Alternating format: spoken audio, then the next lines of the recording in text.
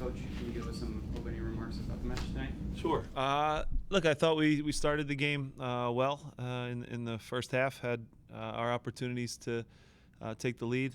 They scored against the run of play, which can happen. I thought our response was good to get it to 2-1. And then the second half was really poor. We didn't have intensity. We thought maybe the game was already won, and we paid for it. So 47 teams entered, and we finished fourth. So not good enough, not what we wanted, but have to regroup quickly now and get ready for Columbus. To that point about the second half, what was it about with just the entire performance you just weren't happy at all with? And then I guess how do you try and throw that away for Wednesday, because the upcoming stretch now is pretty massive for you guys? Yeah, we have some good teams left on the schedule, that's for sure. We have everything is still possible though. We kind of control our own destiny as it sits right now. We've gained some positive momentum, I think, from this competition, and had two really good wins in the league before the break for Leagues Cup. So while this is a painful one to lose in PKs, you have to take the good performances and the decent results that we've gotten recently and try and build on them, because it doesn't get easier, right? Columbus comes in Wednesday. Obviously, they'll play right now. We'll be on the same rest. It'll be a difficult game, but at home, our margins, because we had such a poor first half of the year, are really small. So I think the group will bounce back and put together a team for Wednesday that can play with the right intensity. I thought, again, we started the game really well, and I thought we were all over Colorado. For whatever the chances we created, I think could have had more goals. But at the same time, it wasn't enough. They scored, a little bit of an unlucky one with Leon on the tackle on the first goal, and then the second one, we give up three consecutive kind of corner kicks at the beginning of the half, and when you do that, you leave things to chance. And the kid hit a good shot. I think Dre was a little obstructed, but the goal counted, and we paid for it. Jim, you talked about some positive momentum. Obviously, tie, I'm sure, is one of those that comes out of this tournament. But how do you feel that this team is positioned now for this busy stretch ahead? And what do you take out of this tournament? Yeah, like I said to you guys before, we had a run of about 3 games where we had some really good depth. We lost, obviously, Jose and Damian now, so it gets a little bit thinner. We're going to have to call upon guys to step up and play the bulk of the minutes. The schedule's a little unique, and now that we go Wednesday and then Saturday against Red Bull in a high intensity game as always, and then we shut down for 2 more weeks. So it's a little bit stop and start, but that's the way things have shaken out. Again, starts with Columbus and having a really good performance against a really strong team, one we just saw. Hopefully they're a little hungover or whatever word you want to use, and we can jump on them at home.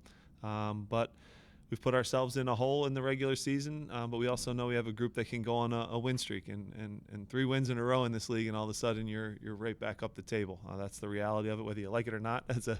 As a fan, that is the reality. So we have to find a way to put together some wins and add to our point total and get in the playoffs, and then from there we can play with anybody, like we've said.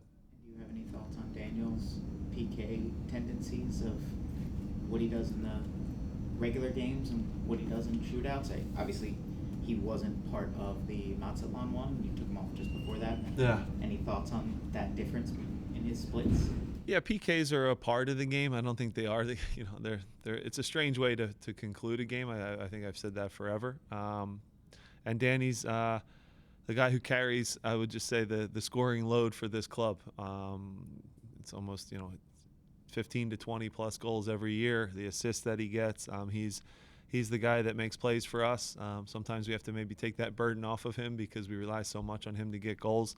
Obviously, great at penalty kicks, and in recent shootouts has had some tough moments. But again, I don't judge guys just by PKs. He brings so much to the club. He's such an important player, and a little unlucky to not score today. And Stefan made some good saves. Let's be honest, he made some really good saves, and he's good at PKs. I do know that. Did the news about Damian affect the lineup choices today, with 3 out of the 5 penalty kick takers from the Mazatlan game not being available? And I don't know, what can you say about Damian and his presence with the team? Yeah, Damian Damian gave a ton to the club in his short time here. He's a guy I've had a great relationship with through the years. His contract was coming to an end. There's two things that can happen. We could secure him here, and he wound up getting I'll just say a much better offer from Saudi Arabia, and he'll go there and do well.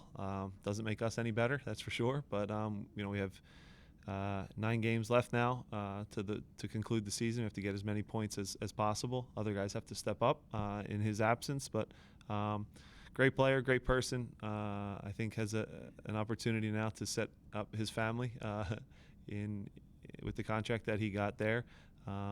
So we didn't get in the way and block that from happening. So again, part of the game. You lose good players, and it happens. But we have to focus now on finishing strong in the last 9 games.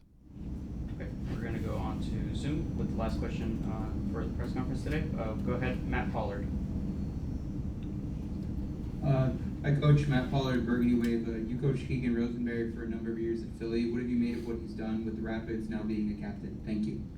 Yeah, look, anytime Chris Armas picks you as the captain, that means you're a very good leader. Chris was an incredible leader of a lot of teams that I played on in Chicago, and he's a winner.